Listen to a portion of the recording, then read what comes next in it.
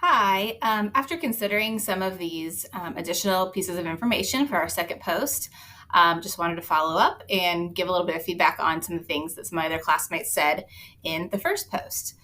So now that we know that the father is physically at the front door, obviously agitated, pacing, all of those things, as far as would anything initially change about my first plan. And mine, since it included having our school resource officer right within the front door, I would say that would put them in the best place to be able to handle the situation if it did escalate any further.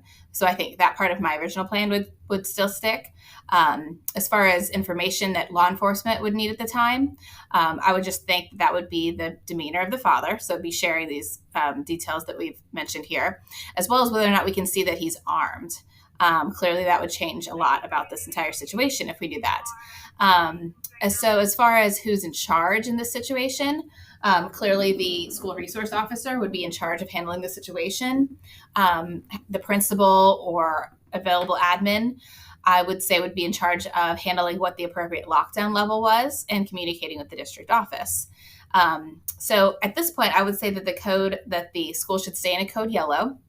Unless the father's armed. If he was armed at that point, I would definitely say that we would move to a code red at that case, even though it's not inside the building, just since he's right there on school campus trying to enter. I would move to a red at that point. But if he's not armed and he's just agitated, pacing in the front, as was stated, I'd stick with the code yellow. One admin would definitely be on the phone with the district office, continually updating them on the events happening.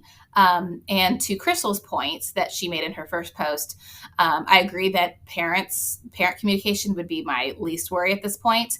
Especially, I hadn't thought about it. She had mentioned that if it's some kind of mass communication system that we're using, the dad could easily have access to that. So sending anything out at that time would be inappropriate because he could easily see it. My role as the principal or assistant principal, again, would be to be communicating with the county office. I was thinking about it, though. There's probably, if your school's anything like mine, going to be other parents or visitors coming up to the front door during this time. So, this father not being let in, now all of a sudden there's going to be other parents coming up. So what reaction do we have to them also trying to enter? So I thought about it for a minute. I would be curious to think if you guys think this would work or could poke any holes in it. But I was thinking, we also have code blues, which are medical emergencies. We've actually had to use those multiple times this year for some students with special needs.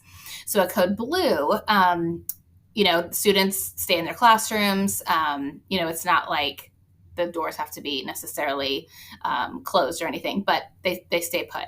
So I was just thinking, if the receptionist could be communicating to any parents trying to get into the building at this time, including the father, that we're currently under a code blue medical emergency and no one's going to be able to come in the building at this time until, we have an ambulance arriving shortly.